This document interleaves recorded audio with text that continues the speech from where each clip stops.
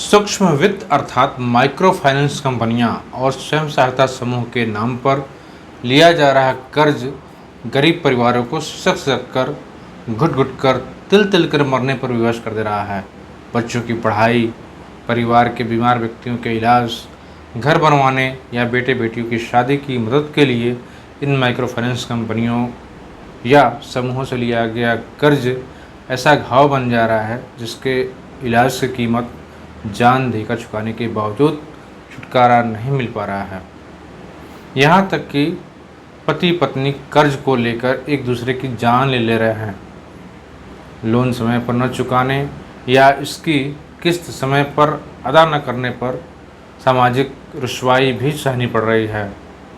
समूह से कर्ज लिए ऐसे ही एक रिक्शा चालक ने किस्त की अदायगी समय पर न कर पाने की वजह से मंगलवार को जहर खाकर अपनी ज़िंदगी से छुटकारा पाने की कोशिश की। उसका इलाज कुशीनगर के मेडिकल कॉलेज में चल रहा है। नमस्कार, मैं राकेश कुमार गौड़ और आप देख रहे हैं पूर्वांचल न्यूज़ टुडे। इन माइक्रो फाइनेंस कंपनियों का जाल कुशीनगर जिले के साथ साथ प्रत्येक जिले के गांव और शहरों में फैला हुआ है। ये गांव नगर के गरीब, असहाय और भोले भाले लोगों को टारगेट करते हैं। सस्ते और झटपट लोन का फ़ायदा दिखाकर 30 से 50 हज़ार रुपये लोन दे देते हैं। जब भी नहीं देखते कि वह व्यक्ति समय पर उस लोन और उसकी किस्त की अदायगी करने के लायक है भी या नहीं।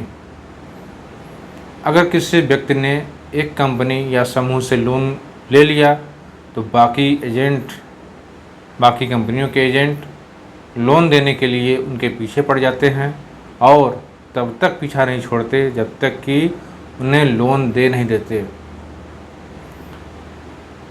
इनके फॉर्म या टर्म्स एंड कंडीशन अंग्रेजी भाषा में होते हैं जो इन गरीब परिवारों के पल्ले पड़ते ही नहीं। हिंदी तो पढ़ नहीं पाते ठीक से, अंग्रेजी के ये फॉर्मेट कहाँ से वो समझ पाते, और इस वजह से इनके टर्म कंडीशन के नियम जान नहीं पाते और इनके चंगुल में फंसे रह जाते हैं। ये माइक्रो फाइनेंस कंपनियां और इनके एजेंट्स इसका भरपूर लाभ उठाते हैं। लोन बांटने वाले समूह भी ऐसा ही करते हैं, जिसकी वजह से यह लोन लेना गरीब परिवारों के लिए काफ़ी भारी पड़ जाता है।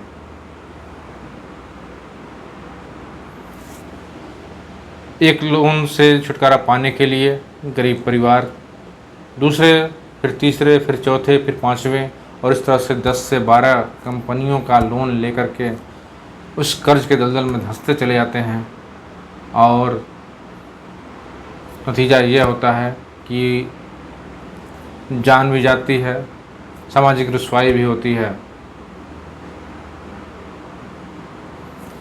कुशीनगर सहित आसपास के सभी ज़िलों में, गाँवों में और कस्बाई इलाकों में यह लोन बांटने का कारोबार कह लीजिए तेज़ी से फल फूल रहा है। जो एक बार इनके चक्रव्यूह में फंस जा रहा है उससे बाहर निकल पाना बहुत ही मुश्किल हो जा रहा है। हम कुशीनगर ज़िले के कुबेरस्थान थाना क्षेत्र के जिस ई रिक्शा चालक की बात करने जा रहे हैं उसके बारे में आपको थोड़ा बता देते हैं। कुबेरस्थान थाना क्षेत्र के कटकुइयाँ कटहरी टोला निवासी 30 वर्षीय ई रिक्शा चालक राम बली ने मंगलवार को जहर खाकर जान देने की कोशिश की। उसे कुशीनगर के मेडिकल कॉलेज में भर्ती कराया गया है, जहां उसका इलाज चल रहा है। उसने खुद बताया कि 5 समूहों से कर्ज लिया है। वे राजबली पर रुपए जमा करने के लिए दबाव बना रहे हैं। कोई रास्ता न दिखते हुए उसने अपना जान देना ही मुनासिब समझा।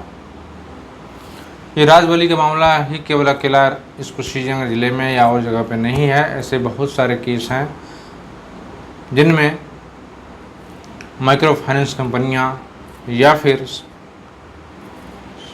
रुपए बांटने वाले समूह के चंगुल में फंसकर लोगों ने अपनी ज़िंदगी तबाह कर ली। एक ऐसे ही घटना पडरौना कोतवाली क्षेत्र के जंगल खिरकिया में घटी थी। इस गांव के शैलेश नाम के मुशहर युवक की संदिग्ध हाल में मौत हो गई थी। बताया गया कि उसकी पत्नी माला ने 6 माइक्रो फाइनेंस कंपनियों से लोन लिया था। लोन की यह रकम 2,30,000 रुपये थी। माइक्रो फाइनेंस कंपनियों के एजेंट बार बार आकर के धमकाते थे रुपए जमा करने के लिए। यह भी आरोप लगा था कि रुपए न जमा करने की वजह से माइक्रो फाइनेंस कंपनियों के एजेंट्स ने शैलेश की बेरहमी से पिटाई की थी, जिसकी वजह से उसकी मौत हुई थी। लोगों ने सड़क जाम किया था, धरना प्रदर्शन किया था ताकि जो दोषी व्यक्ति हैं उन पर कार्रवाई हो सके। एक और मामला बताते हैं आपको कि कुशीनगर जिले के हिस्सेवाही थाना क्षेत्र के मिश्रौली गांव की आरती नाम की 30 वर्षीय महिला ने माइक्रो फाइनेंस कंपनियों के उत्पीड़न साजिश आकर के जहर खा लिया था, जिससे उसकी मौत हो गई थी। उसने आवास के लिए 3 माइक्रो फाइनेंस कंपनियों से 1,20,000 रुपये कर्ज लिया था। उसके पति ने माइक्रो फाइनेंस कंपनियों पर आत्महत्या के लिए उकसाने का आरोप लगाते हुए थाने में तहरीर दी थी और कार्रवाई की मांग की थी। एक और उदाहरण देते हैं आपको कि कर्ज के चंगुल में फंसी विष्णुपुरा थाना क्षेत्र की एक महिला ने अपने पति का गला काटकर उसकी हत्या कर दी थी। उसका कहना था कि पति ने उसके नाम से कई कंपनियों से कर्ज ले लिया था, जिसे चुका पाना मुश्किल हो गया था। ऐसे ही बरौपट्टी थाना क्षेत्र के माइक्रो फाइनेंस कंपनियों के जाल में फंसे एक दंपति ने अपने नवजात बच्चे को बेच दिया था। ऐसी अनगिनत कहानियां हैं, घटनाएं हैं जिनमें लोगों ने माइक्रो फाइनेंस कंपनियों के कर्जे से आज ही जाकर के घातक कदम उठा लिए, लेकिन उस कर्ज से छुटकारा मिलना बड़ा मुश्किल रहा।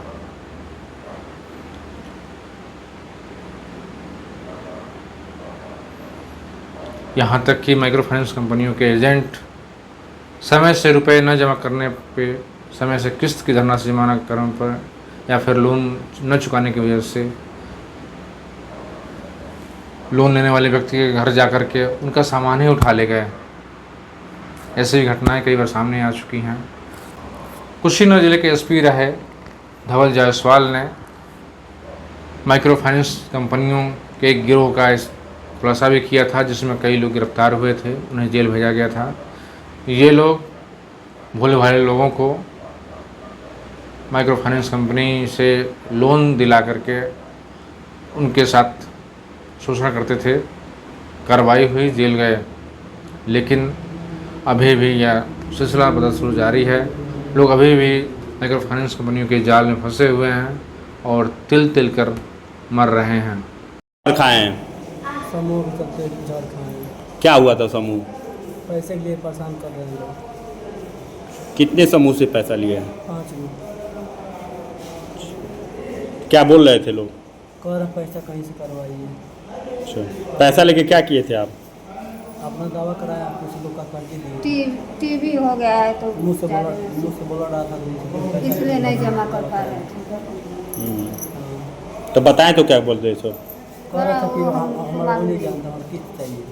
अच्छा, तो अभी जहर खाएं तो कोई आया है समूह वाला या? अभी नहीं, एक आया तो हम उसके सामने खाए, मतलब देखा नहीं कि जहर खाया। आरोहण आया था। कौन वाला आया था? आरोहण वाला। आरोहण समूह वाला?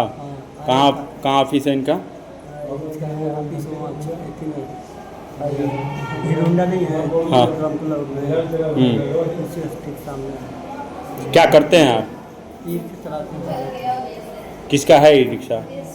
यादव जी का। कितना कमा लेते हैं एक दिन में? लिमिट नहीं है। कितना कमाते हैं फिर भी? और इनका इस टाइम कमी बहुत कम चल रहा है। क्या नाम है आपका? राजमणि कुमार। कहाँ घर है?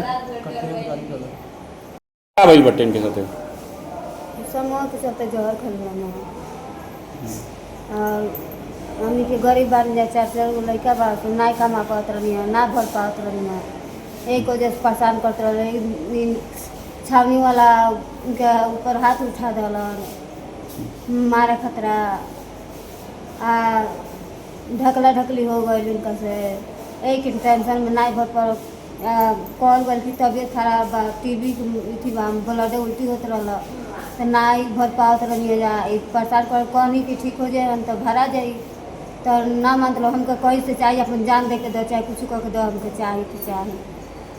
तो वही के टेंशन में खा ले रही जो हमको मालूम ना रहा तो बाद में ही बतैनी हो तब हम जानी। कौन छावनी वाला समूह वाला जो मारने गए? बतैनी क्या नाम है उनका? दुकान बैंक बोला था छावनी FDI बैंक होता है। क्या नाम है उनका जो मार रहे थे? कहना हो और सवाल उठता है कि यह अराजकता और मनमानी कब तक चलती रहेगी? इस शोषण पर प्रभावी अंकुश लगाने के लिए सरकार कोई ठोस कदम उठाएगी? आपकी क्या राय है? कौन सही है और कौन गलत है? क्या होना चाहिए? कमेंट करके बताएं। चैनल पर नए हैं तो इसे सब्सक्राइब कर लें ताकि हमारी हर नई खबर की नोटिफिकेशन आपको सबसे पहले अपने मोबाइल में मिलती रहे। खबर को अधिक से अधिक शेयर करें ताकि गरीबों की आवाज़ सरकार तक पहुंचे और इस बारे में कारगर कदम उठाए जा सकें। मिलते हैं फिर एक नई खबर के साथ, तब तक के लिए धन्यवाद, नमस्कार।